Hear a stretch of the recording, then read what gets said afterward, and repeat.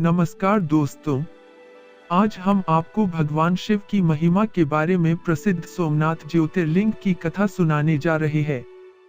दोस्तों, अगर यह पावन कथा पसंद आए तो लाइक, शेयर और कमेंट जरूर करें और हमारे चैनल को सब्सक्राइब करें। सोमनाथ ज्योतिर्लिंग के प्रादुर्भाव की एक पौराणिक कथा प्रचलित है। कथा के अनुसार राजा दक्ष ने अपनी 27 कन्याओं का विवाह चंद्रदेव से किया था। 27 कन्याओं का पति बनकर चंद्रदेव बेहद खुश थे। सभी कन्याएं भी इस विवाह से प्रसन्न थी। चंद्रदेव की उन 27 पत्नियों में रोहिणी उन्हें सबसे ज्यादा प्रिय थी, जिसको वे विशेष आदर तथा प्रेम करते थे। उनका इतना प्रेम अन्य पत्नियों से नहीं था। चंद्रदेव की अपनी तरफ उदासीनता और उपेक्षा को देखकर बाकी दक्ष पुत्रियां बहुत दुखी हुई। वे सभी अपने पिता दक्ष की शरण में गईं और उनसे अपने कष्टों का वर्णन किया। अपनी पुत्रियों की व्यथा और चंद्रमा के दुर्व्यवहार को सुनकर दक्ष बहुत दुखी हुए। तब उन्होंने चंद्रदेव से भेंट की और सभी पुत्रियों के साथ समान आदर एवं प्रेम प्रकट करने को कहा, लेकिन कोई लाभ नहीं हुआ। उनके समझाने का प्रभाव यह हुआ कि उनका प्रेम रोहिणी के प्रति और अधिक हो गया। रोहिणी के प्रति अतिशय आसक्ति के कारण उन्होंने अपने कर्तव्य की अवहेलना की तथा अपनी अन्य पत्नियों का जरा भी ख्याल नहीं रखा और उन सभी के प्रति उदासीन रहे। दोबारा समाचार प्राप्त कर प्रजापति दक्ष बड़े दुखी हुए। वे पुनः चंद्रमा के पास आकर उन्हें उत्तम नीति के द्वारा समझाने लगे। दक्ष ने चंद्रदेव से न्यायोचित बर्ताव करने की प्रार्थना की। बार बार आग्रह करने पर भी चंद्रदेव ने अवहेलना पूर्वक जब दक्ष की बात नहीं मानी, तब उन्होंने चंद्रदेव को शाप दे दिया। दक्ष ने कहा कि मेरे आग्रह करने पर भी तुमने मेरी अवज्ञा की है, इसलिए तुम्हें क्षय रोग हो जाए।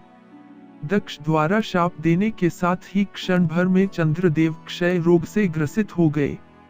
उनके सम्मान और प्रभाव में भी कमी हो गई।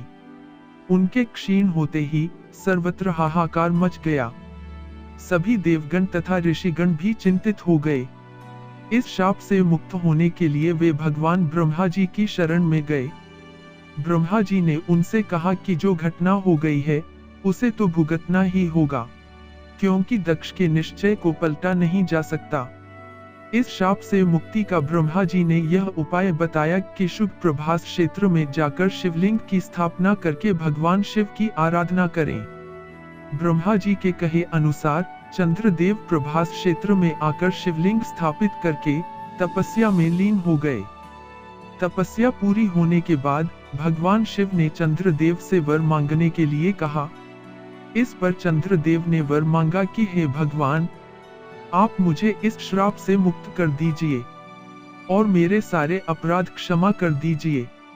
इस श्राप को पूरी तरह से समाप्त करना भगवान शिव के लिए भी संभव नहीं था। अतः मध्य का मार्ग निकाला गया।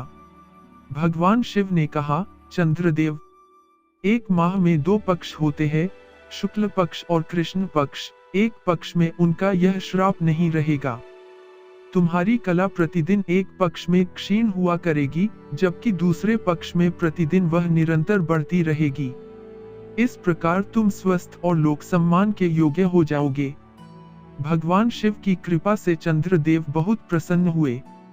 उन्होंने भक्ति भाव पूर्वक शंकर की स्तुति की। ऐसी स्थिति में भगवान शिव उनकी दृढ़ भक्ति को देखकर साकार ज्योतिर्लिंग के रूप में प्रकट हुए। इस ज्योतिर्लिंग का उद्भव चंद्रदेव की तपस्या से हुआ था, अतः इसका नाम चंद्रदेव के नाम से सोमनाथ ज्योतिर्लिंग हो गया। यह ज्योतिर्लिंग भगवान शिव के 12 ज्योतिर्लिंगों में से प्रथम ज्योतिर्लिंग माना जाता है। उसी समय से इस स्थान पर भगवान शिव की पूजा एवं उपासना करने का प्रचलन प्रारंभ हुआ। भगवान शिव का यह सोमनाथ मंदिर आज पूरे विश्व में विख्यात है। इस स्थान पर भगवान शिव के साथ चंद्रदेव भी स्थित है। उसी समय से यह मान्यता है कि सोमनाथ ज्योतिर्लिंग के दर्शन से भक्तों के समस्त कष्ट दूर हो जाते हैं और सांसारिक बंधनों से मुक्ति मिलती है।